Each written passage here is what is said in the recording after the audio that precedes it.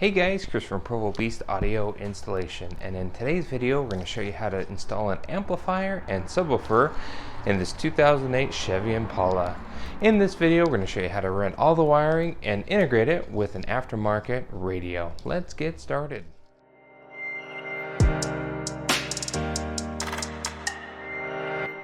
Alright, so here at the bench, first and foremost, the parts that we're going to go with is this amplifier. It's the CT Sounds CT700x1D. We're going to be installing this with a set of subwoofers that are already in the trunk. We'll show you what they look like in a bit. And to accommodate that, wiring-wise, we have this amplifier wiring kit. This is the New Concepts amplifier wiring kit for a sub install. It comes with RCAs, power wire, ground wire, speaker wire, remote turn on, fuse, and fuse holder. So the first thing that we need to do is find access from the battery up underneath the hood so we can run our 4-gauge power wire from the battery through the inline fuse through the firewall to the trunk area. So let's head to the engine bay. Alright, so we're here underneath the hood. Now immediately we can see that there has been something installed previously. Looks like some sort of 8-gauge, and then they went to the power distribution instead of the actual battery itself down here. You also have your alternator right here, and a fuse holder that's missing a lot of the plastic cover, so they wrapped a cloth around it. So we're going to go ahead and gut the old wiring. And then what we're going to do is show you the best way to run this through.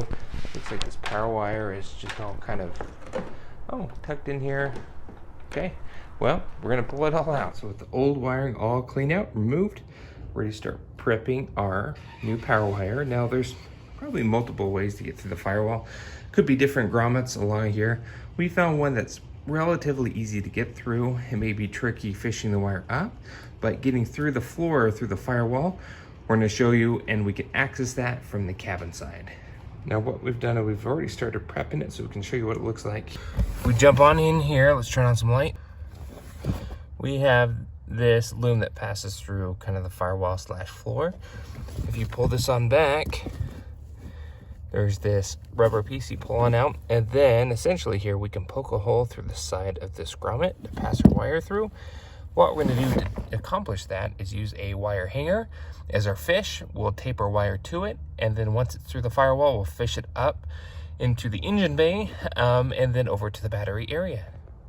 All right, so what we've done here is we grabbed a wire hanger, poked one in through that, and we can fill it totally through the grommet to the other side, away from any factory wiring there, so it's just nice and safe. And on this end, we taped our wire to it. And then we'll lube up that grommet with some soap and water so it passes through pretty easily. And we'll fish it from the other side and pull the wire on through. Now again, like I said, make sure you stay away from any of the factory wiring. We don't want to compromise that. But what's nice about using this rubber boot, it's going to seal up and around our new wire to prevent any water coming up into the cabin.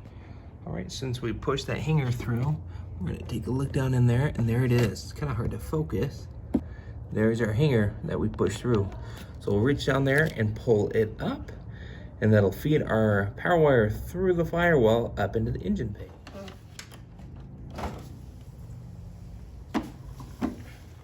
All right, so we've been working up here underneath the hood. So our wire came along the factory loom here, went down over to this point, the battery. Now the battery itself doesn't have an extra terminal or a nut there. This is your tightening nut, so it could interfere with the effectiveness of tightening it down around the post.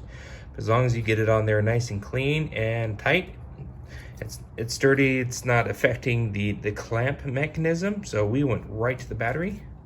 Just because of how tight this is, and there's not a really good mounting location, we didn't build one out of ABS, but we just zip tied it. It's nice and snug and it's not going anywhere, and it's easy and accessible, and the length between the fuse and the terminal post is about 4 inches. So now one thing to note, you do have a voltage sensor here by GM, so we ran our wire through that just so it can see that we're pulling extra current and to ensure that the alternator is doing its job, keeping up with the demands of the amplifier.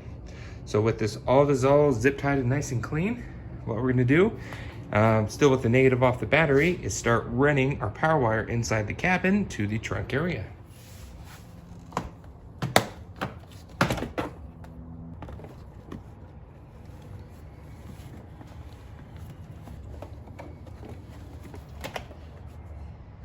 All right, so we finished reading our wire. We've put the panels back on. We've still got to put on our under dash cover. Up underneath this panel, we came out here.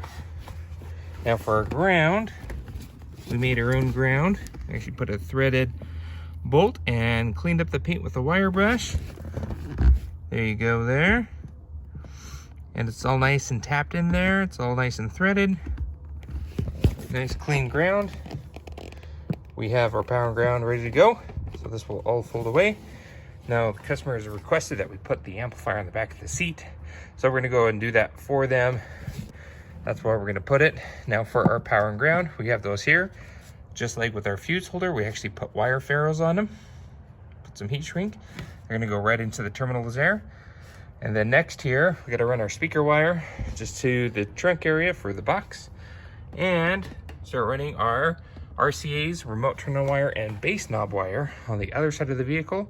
Along those kick panels, we're gonna work our way to the dash. All right, so the next thing we've done here, we've prepped our RCA's, our remote turn-on wire, and our bass knob wire. What we've done, since they're all essentially going to the same location, we've taped them about every 8 inches or so all the way down the line. And what we're going to do is connect one end to the amplifier and run the other end on the driver's side underneath the kick panels all the way to the front of the car. All right, so we went ahead and got our power and ground hooked up, and then we ran our 12 gauge speaker output wire for subs. It'll go there and to the box. It'll sit right there. So that's all done. And then our remote turn on wire, we ran down, up and over, and we tied it into our bass knob and RCA's, continued down, and that's where we've come out. Now at this point, on the other side, we need to work our way underneath those panels, working our way to the radio. All right, so we finished running our bass knob wire, RCA's, and remote turn on wire down this way, down through here, step underneath these panels. And we went all the way forward underneath the kick panel, just like how we did, same technique as the power wire. Just tucked it up underneath the panel, continued along. This panel is still off, you can kind of see it running. Now we're gonna go here by the hood release up, and we pop this panel down. We're gonna go up and over, and then we're gonna mount our bass knob about right there, but our RCA's remote turn on wire need to go up into the radio. So at this point, we need to go ahead and pop the factory or aftermarket radio out, depending on your application, and start making our connections there.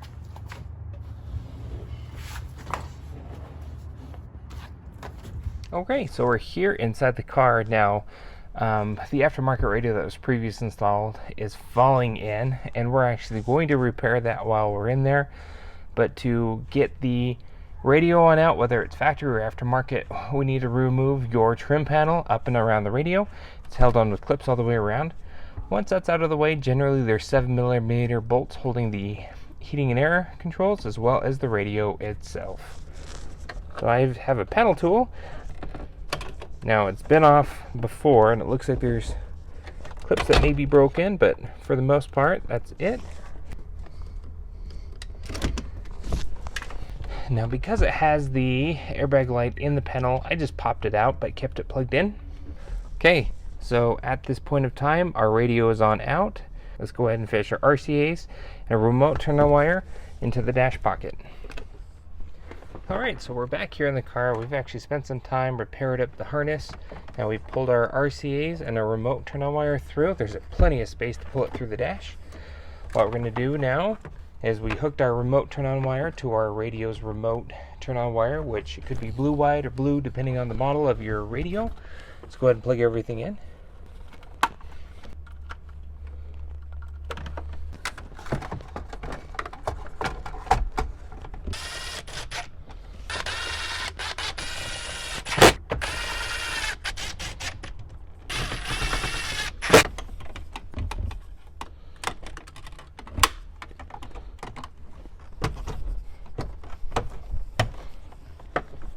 Radio's all back in. Let's just button everything else up and do a final test. Now at this point, since the amplifier is also hooked up, we can put the negative back on the battery. Negative is all back on the battery. Good to go under the hood.